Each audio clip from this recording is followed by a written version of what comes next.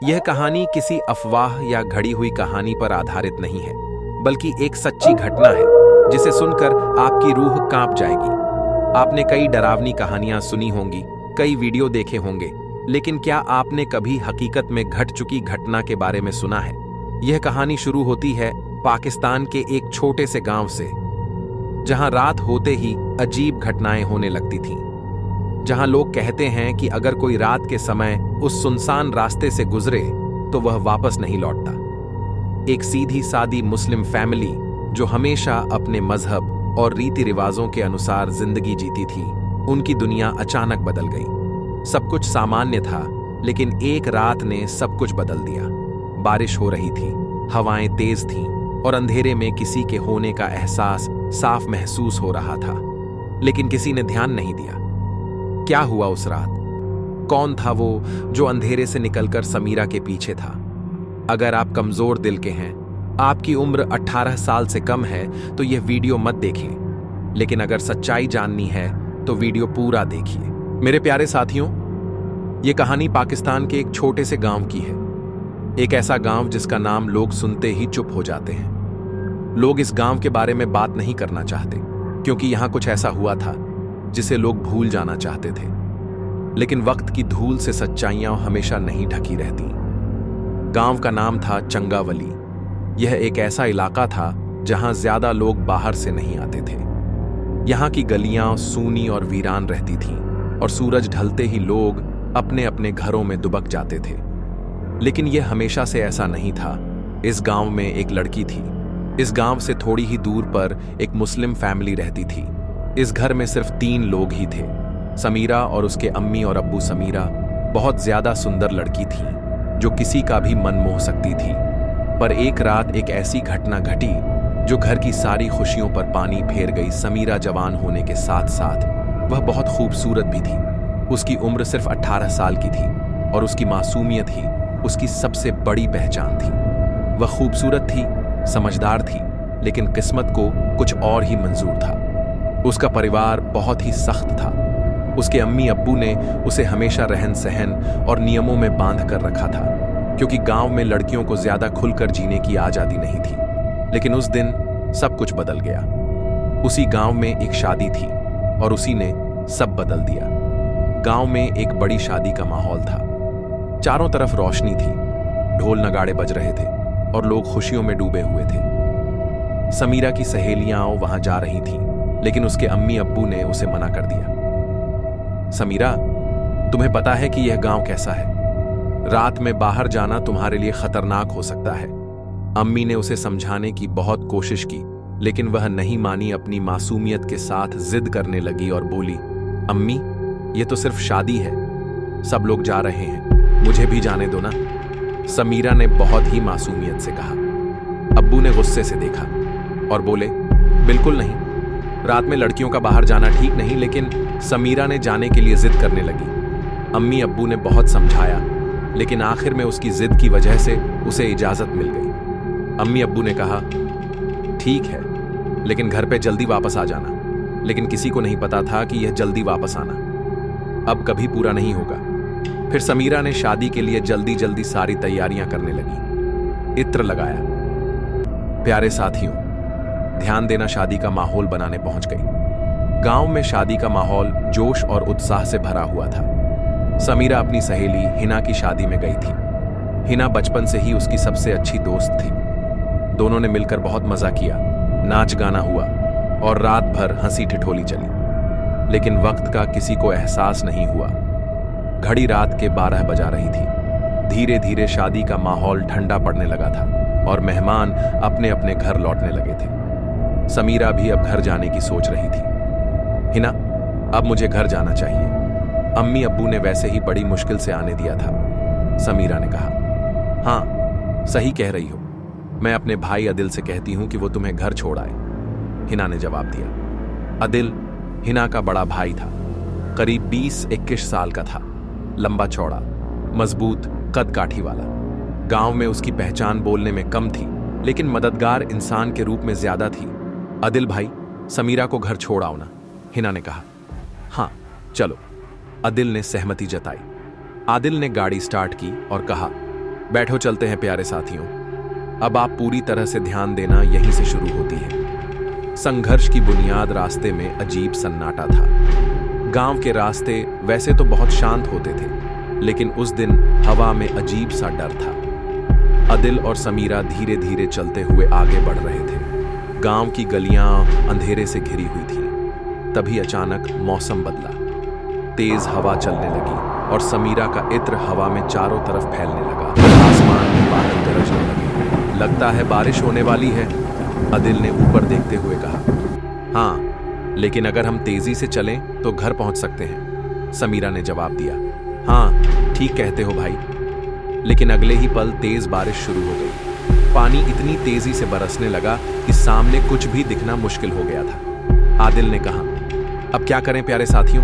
कहते हैं ना कि किस्मत में जो लिखा होगा वो होकर ही रहता है। आप कहीं भी हो, लेकिन आप उस मोड़ पर जरूर पहुंच जाएंगे। इस पर आपका क्या विचार है? कमेंट बॉक्स में अपनी राय जरूर देना। जिसका टॉप कमेंट होगा उसका नाम अगली बार कहानी में जरूर लिया जाएगा। साथ ही अपना नाम और आप कहां से सुन रहे हैं ये जरूर लिखना।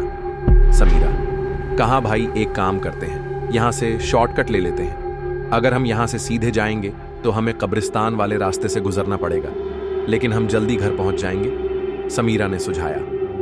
आदिल एक पल के लिए झिझका। गांव के उस पुराने कब्रिस्तान के बारे में कई कहानियां सुन रखी थी, लेकिन तेज बारिश में वह भीगना नहीं चाहता था। आदिल कहा, ठीक है, चलते हैं। फिर उन्होंने कब्रिस्तान वाले रास्ते पर चल देते हैं, जहां हवाएं भी खौफ से कांपती थीं। जैसे ही दोनों ने कब्रिस्तान के रास्ते में कदम रखा, वहां की हवा एकदम ठंडी लगने लगी। चारों तरफ पुरानी टूटी हुई कब्रें, घनी झाड़ियां और कहीं कहीं से अजीब सी सरसराहट की आवाजें आ रही थीं। भेड़ियों की चिल्लाने की आवाजें आने लगी।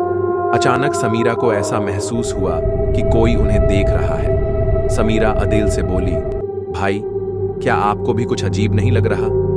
समीरा ने धीमे स्वर में पूछा। अदिल कुछ कहता, लेकिन तभी झाड़ियों में कुछ हिला। कौन है वहां? अदिल ने तेज आवाज में पूछा। कोई जवाब नहीं आया। आदिल समीरा की सांसें तेज हो गईं। फिर उन्होंने देखा कि झाड़ियों के पीछे से कुछ निकल रहा है। वो एक खरगोश था।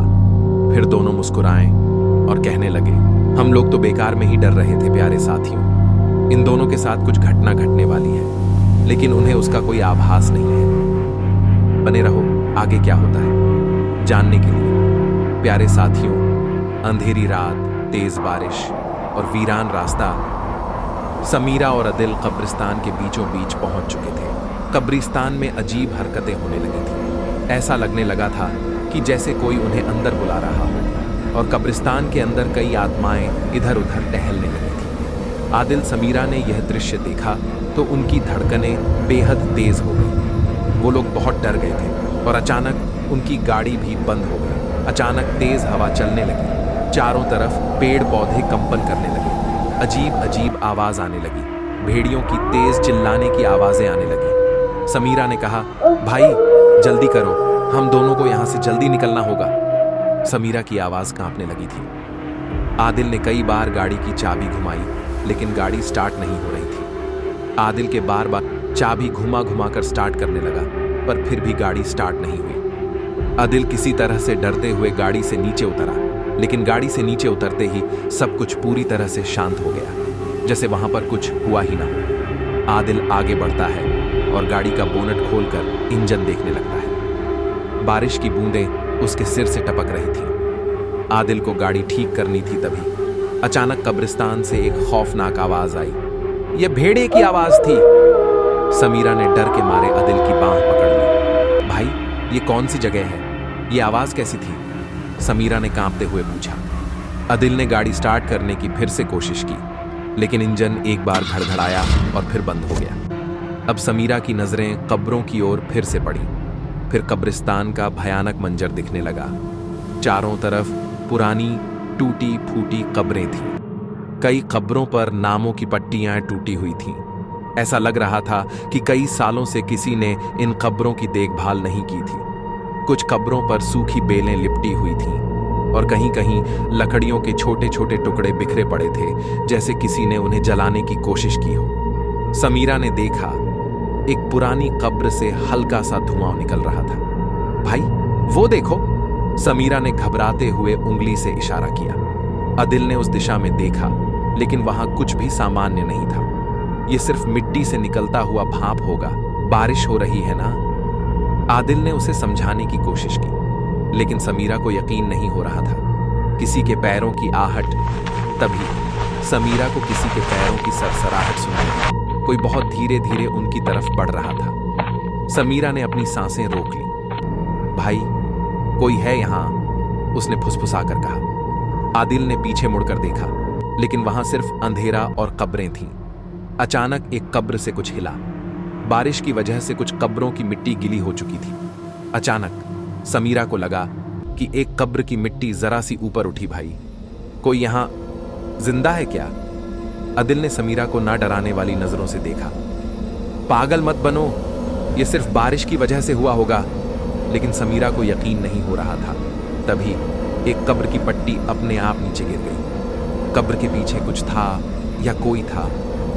अब समीरा और आदिल पूरी तरह से सहमे हुए थे। गाड़ी बंद थी। चारों तरफ सिर्फ अंधेरा, कब्रें और अजीब अजीब आवाजें थीं। अचानक तेज हवा फिर से चली और समीरा को लगा जैसे किसी ने उसके कंधे पर हाथ रखा। भाई समीरा जोर से चिल्लाई, लेकिन जब उसने पीछे देखा वहां कोई नहीं था।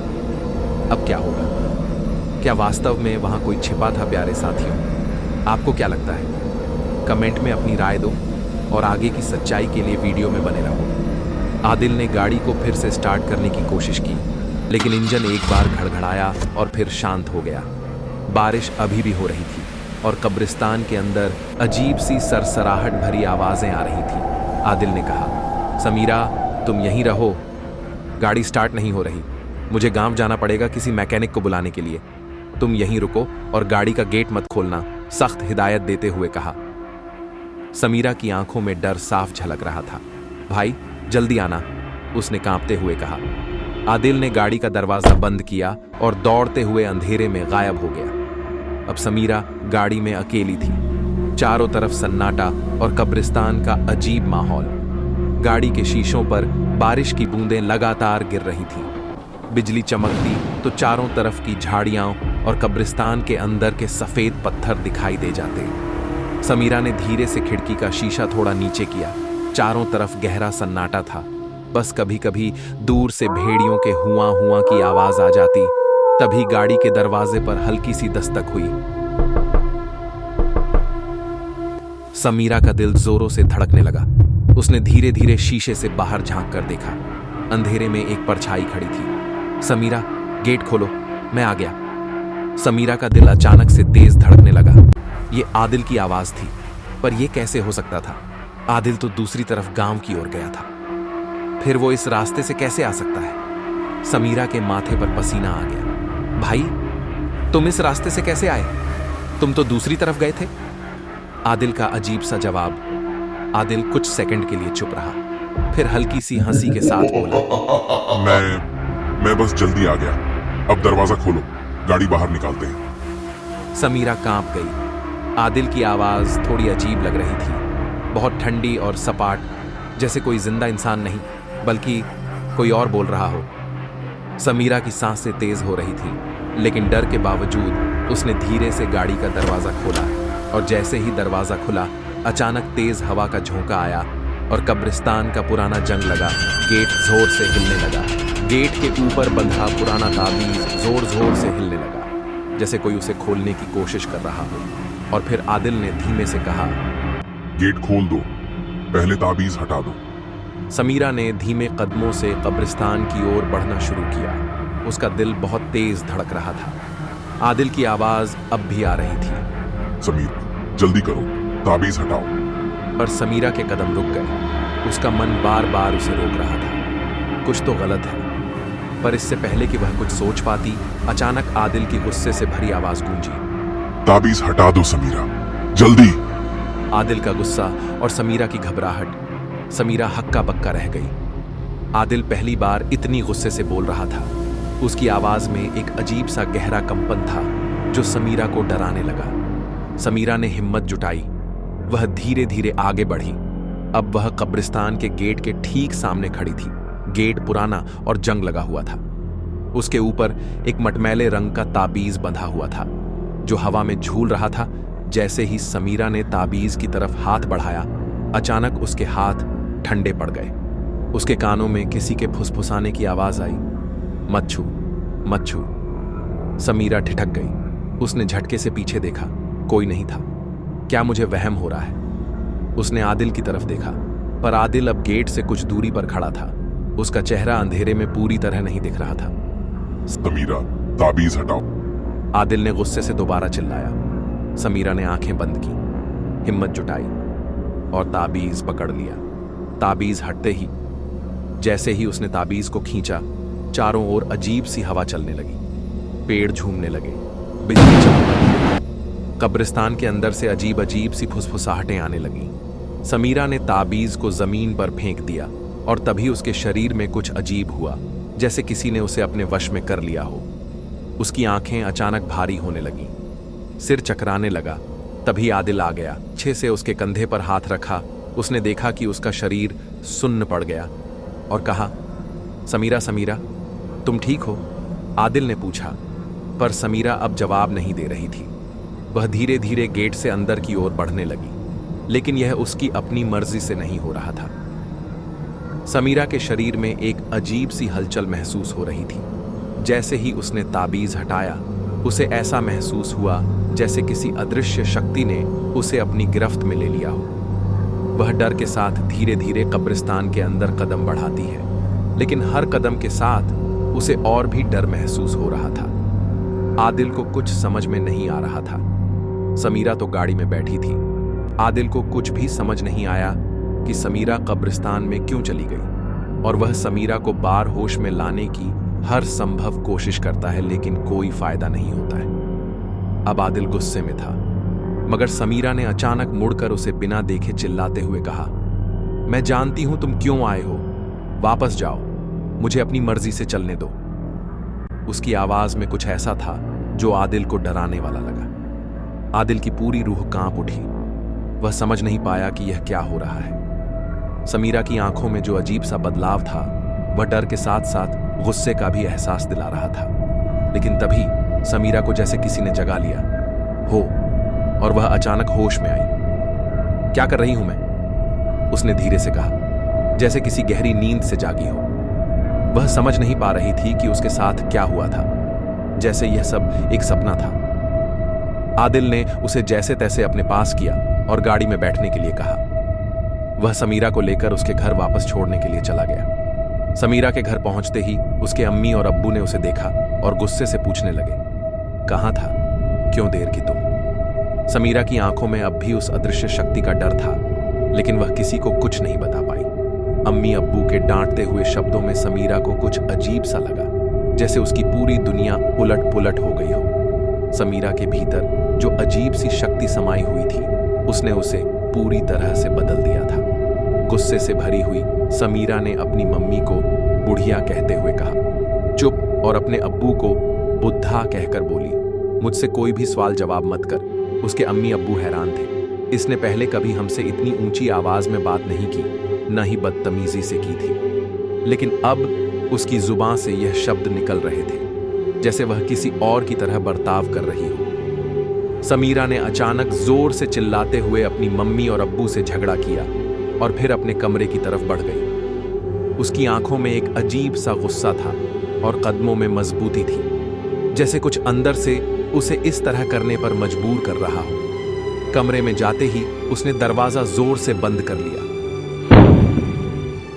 कुछ समय बाद समीरा के कमरे से अजीब अजीब आवाजें आने लगीं। ये आवाजें इतनी डरावनी थीं कि उसकी अम्मी और अब्बू ने डरते हुए दरवाजे की तरफ बढ़कर उसे खोला, मगर दरवाजा पूरी तरह से बंद हो चुका था और वह नहीं खुल रहा था। उसकी अम्मी ने एक खिड़की से देखा तो समीरा का शरीर अजीब अजीब हरकतें करता हुआ दिखा। वह कभी अपनी चोटों को छिपाती, कभी अपने आप को चोट पहुंचाती और कभी जोर जोर से चिल्लाती, रोने लगती, कुछ पल बाद हंसने लगती। फिर समीरा का शरीर जैसे थम सा गया। अचानक से वह शांत हो गई, जैसे वह किसी चीज से मुक्त हो गई हो। दरवाजा अब खुल चुका था। अंदर जाकर अम्मी और अब्बू ने देखा कि समीरा गंभीर चोटों से घिरी हुई थी। उसके शरीर पर कई खरोंचे और घाव थे और उसकी हालत देखकर दोनों के दिल में एक अजीब सा डर बैठ गया। समीरा का शरीर एक कोने में शांत पड़ा था, जैसे वह किसी गहरी नींद में हो, लेकिन उसकी हालत देख उसकी अम्मी और अब्बू के दिल में गहरी चिंता समा गई। समीरा के चेहरे पर और शरीर पर खून के धब्बे और गहरी चोटें थीं, जो गहरी और गंभीर लग रही थीं। उसके जख्म बहुत ही गहरे हो चुके थे, जिनका खून रुकने का नाम नहीं ले रहा था। बिना वक्त गंवाए उसकी अम्मी और अब्बू ने उसे अस्पताल के लिए दौड़ा लिया।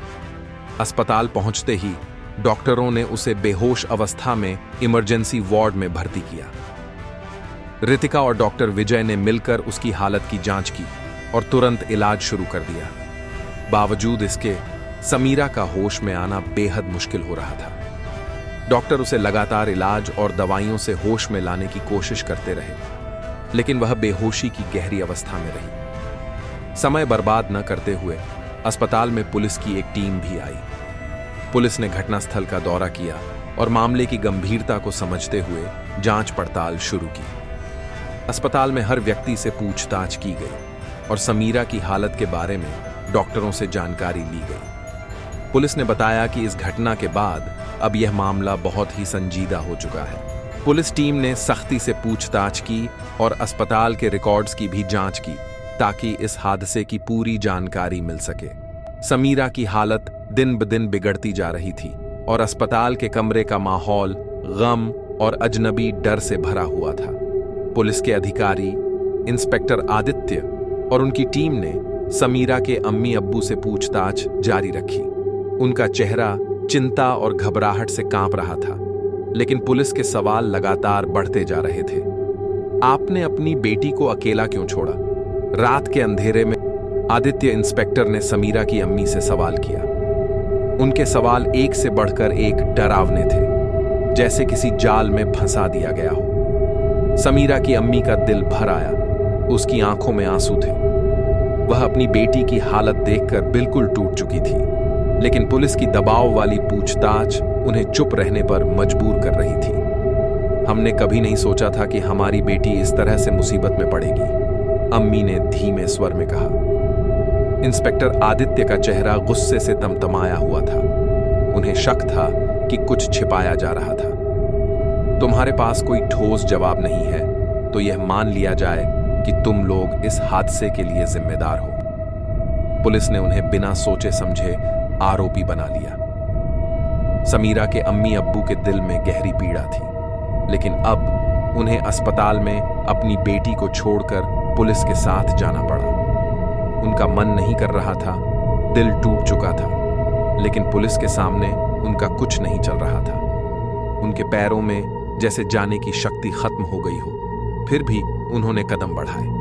रात का अंधेरा धीरे धीरे गहरा रहा था और पुलिस की गाड़ी में बैठते वक्त समीरा के अम्मी अब्बू के मन में एक डर और चिंता का साया था। गाड़ी की खामोशी में एक डरावनी खामोशी गूंज रही थी, जैसे आसपास से कोई घातक शक्ति उन्हें घेर रही हो। अस्पताल के कमरे से बाहर निकलते वक्त समीरा के कमरे का दरवाजा धीरे से बंद हुआ और कमरे के भीतर एक अजीब सी खामोशी फैल गई। अचानक किसी ने कमरे में हल्की सी खांसने की आवाज की, लेकिन कोई दिखाई नहीं दिया। गाड़ी की खिड़की से बाहर देख रहे समीरा के अम्मी अब्बू को ऐसा लगा जैसे कोई असामान्य चीज देख रहे हों, लेकिन उन्होंने नजरें झुका दी और गाड़ी में बैठ गए। थाने में समीरा के अम्मी अब्बू की पूछताछ जारी थी।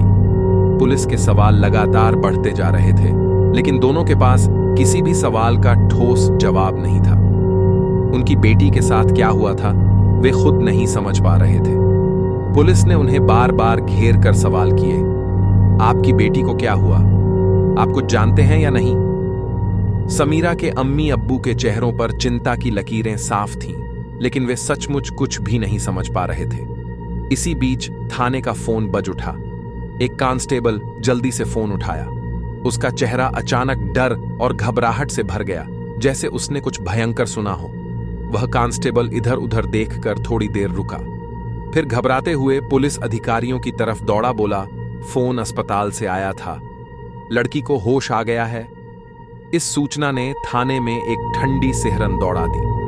पुलिस अधिकारी और कांस्टेबल चुपचाप एक दूसरे की ओर देखने लगे, जैसे कुछ समझ नहीं पा रहे हों। अधिकारी ने फिर पूछा कि वह अब कैसी है, और फिर जो कांस्टेबल ने सुना उसे दोहराते हुए कहा, वह अजीब तरीके से चिल्ला रही है, जैसे किसी ने उसे पूरी तरह से काबू कर लिया हो। समीरा के अम्मी अब्बू की आंखों में घबराहट और डर दोनों था। अचानक उनके दिमाग में एक ख्याल आया, आदिल। वे दोनों एक साथ बोल पड़े। आदिल तो शादी से समीरा को घर छोड़ने आया था, तभी से वह अजीब अजीब हरकतें करती है। आदिल को 2 कांस्टेबल थाने लेकर आए और फिर उससे पूछताछ होने लगी। आदिल पूरी तरह से अनजान था कि समीरा के साथ क्या हुआ था। वह बस उसे उसके घर छोड़ने आया था और उसकी हालत से वह भी हैरान था। पुलिस ने जब आदिल से पूछताछ शुरू की तो वह घबराया हुआ था। उसने बताया, मैं समीरा को शादी से उसके घर छोड़ने के लिए आ रहा था, लेकिन जैसे ही हम रास्ते में थे, तेज बारिश और तेज हवा शुरू हो गई। तब समीरा ने कहा कि हम शॉर्टकट रास्ते से चलें ताकि जल्दी पहुंच सके। मैं भी सहमत हो गया और मैंने गाड़ी का रुख उस रास्ते पर मोड़ दिया। आदिल ने थोड़ा रुककर आगे बताया, जब हम उस रास्ते पर पहुंचे तो अचानक मेरी गाड़ी बंद हो गई। मैंने समीरा से कहा कि वह गाड़ी में बैठी रहे और मैं उसे लॉक करके मैकेनिक को बुलाने गया। जब मैं वापस लौटा तो मैंने देखा कि समीरा कब्रिस्तान के अंदर थी। उसकी हरकतें बहुत अजीब थीं और वह बिल्कुल भी सामान्य नहीं लग रही थी। मुझे समझ में ही नहीं आया कि यह क्या हो रहा है। फिर मैं उसे घर छोड़ने के बाद वापस आ गया। आदिल की बातों से यह साफ था कि वह खुद इस स्थिति से पूरी तरह अनजान था और समीरा के अजीब व्यवहार के बारे में कोई जानकारी नहीं थी। पुलिस ने आदिल से और भी सवाल किए, लेकिन उसे अब भी कुछ समझ नहीं आ रहा था कि आखिर उस रात कब्रिस्तान में क्या हुआ था। समीरा की हालत अब और भी भयंकर हो चुकी थी। अस्पताल में सभी डॉक्टर उसकी अजीब हरकतों को देखकर हैरान थे। वह अपनी ही चमड़ी को नोच नोच कर खाने लगी थी। उसका चेहरा विकृत हो चुका था और उसकी आंखों में एक अजीब सी चमक थी, जैसे वह किसी और ही दुनिया में हो। उसकी स्थिति देखकर डॉक्टर भी परेशान थे, समझ नहीं पा रहे थे कि क्या किया जाए। तभी समीरा के अम्मी अब्बू ने एक मौलवी का जिक्र किया, जो उनके गांव में जाने जाते थे और ऐसे मामलों में माहिर थे। मौलवी को बुलाया गया और जैसे ही वह कमरे में दाखिल हुए, हवा में एक खतरनाक ठंडक घुल गई। मौलवी ने समीरा के पास जाकर उसे देखा और तुरंत समझ गए कि यह कोई सामान्य बीमारी नहीं है। मौलवी ने गहरी सांस ली और बड़ी शांति से समीरा के पास बैठकर धीरे से कहा, तुम्हें इस शरीर में जो कुछ भी हो रहा है वह एक आत्मा का काम है। यह सुनकर समीरा के अम्मी अब्बू और डॉक्टर सब चौंक गए। मौलवी ने समीरा के सामने हाथ जोड़े और उससे पूछा, तुम कौन हो? क्या तुम इस शरीर में रहकर उसे नियंत्रित करना चाहती हो? कुछ पल की चुप्पी के बाद समीरा की आंखों से एक खतरनाक हंसी गूंज उठी। उसकी आवाज अब समीरा की नहीं, बल्कि किसी और की थी, धीमी, भारी और गहरी। उसने कहा, मैं वह हूं जिसे तुम सबने नकारा था। मैं वही आत्मा हूं जो कब्रिस्तान में बसी हुई थी। तुम सब मुझे रोक नहीं सकते। आत्मा ने एक बार फिर से अपनी शक्ति का एहसास कराया। कमरे का तापमान अचानक गिरने लगा, हवा तेज हो गई और समीरा के शरीर में अजीब सी हरकतें होने लगीं। उसकी आंखें अब पूरी तरह से काली हो गई थीं और उसका चेहरा विकृत हो गया था। मौलवी ने अपनी आंखें बंद कीं और कुरान पाक पढ़ाई शुरू की। अल्लाह की ताकत से मैं तुम्हें यहां से बाहर निकालने आया हूं। तुम्हारे बुरे कर्मों के कारण तुम इस शरीर को नियंत्रित करने की कोशिश कर रही हो, लेकिन अब तुम्हारा समय खत्म हो चुका है। आत्मा ने गुस्से में आकर जवाब दिया, तुम मुझे क्या रोक नहीं सकते हो? मैं बहुत ताकतवर हूं, तुम सभी मुझे नहीं हरा सकते। मौलवी ने गहरी आवाज में अल्लाह का नाम लिया और एक शक्तिशाली कुरान की आयत पढ़ने लगे। कमरे में एक तेज ध्वनि गूंज उठी, जैसे आसमान और पृथ्वी के बीच एक युद्ध हो रहा हो। अचानक समीरा की शरीर में हलचल तेज हो गई और उसकी आंखों से काले धब्बे निकलने लगे। अब तुम्हें इस शरीर से बाहर जाना होगा, मौलवी ने पूरी ताकत से कहा। और तभी एक अदृश्य ताकत समीरा से बाहर निकली। आत्मा चिल्लाई, नहीं, मैं नहीं जाऊंगी। लेकिन मौलवी ने पूरी शक्ति से आत्मा को काबू किया और उसे समीरा के शरीर से बाहर खींच लिया। और उसे एक बोतल में कैद करके उसके ऊपर एक ताबीज बांध दी। और अब समीरा का शरीर शांत हो गया और उसके चेहरे पर एक हल्की सी मुस्कान आ गई। उसकी आंखें अब सामान्य हो चुकी थीं। मौलवी ने कहा, अब तुम ठीक हो। आत्मा को मैंने कैद कर लिया है। अब तुम्हें कोई नुकसान नहीं पहुंचाएगा। अब मुझे इस आत्मा को कहीं ठिकाने लगाना होगा। इतना कहते ही मौलवी ने उसको लेकर फिर पुराने कब्रिस्तान पहुंच गए और उसे आत्मा को मिट्टी के नीचे दफन कर दिया। कब्रिस्तान के गेट पर फिर से एक ताबीज बांध दिया। समीरा के अम्मी अब्बू और डॉक्टर भी हैरान थे। समीरा को तुरंत इलाज देने लगे। थोड़ी देर बाद समीरा होश में आई और सब कुछ सामान्य हो गया। समीरा को फिर डॉक्टरों ने चेक किया और उनका इलाज किया। अब वह पूरी तरह से ठीक थी और सबको राहत मिली। सबके चेहरे पर खुशी की लहर थी, क्योंकि जो भूतियां शक्तियां समीरा को परेशान कर रही थीं, अब उनसे छुटकारा मिल चुका था। उस गांव के लोगों का आज भी यह मानना है कि कोई भी लड़की खासकर रात के समय उस कब्रिस्तान के रास्ते पर नहीं जाती है। समीरा अब ठीक है, लेकिन क्या सच में? या फिर वो अभी भी किसी के साए में है? अगर आप अकेले हैं तो अब पीछे मुड़कर मत देखिए, क्योंकि कुछ कहानियां खत्म होने के बाद भी पीछा नहीं छोड़ती। अगर आपको यह कहानी अधूरी लग रही है तो इसे पूरा देखने के लिए वीडियो को लाइक करें, शेयर करें और चैनल को सब्सक्राइब करें और कमेंट में बताएं अगली कहानी किस विषय पर होनी चाहिए। शायद अगली कहानी आपकी हो। अगली बार टॉप कमेंट में आपका ही नाम हो। धन्यवाद।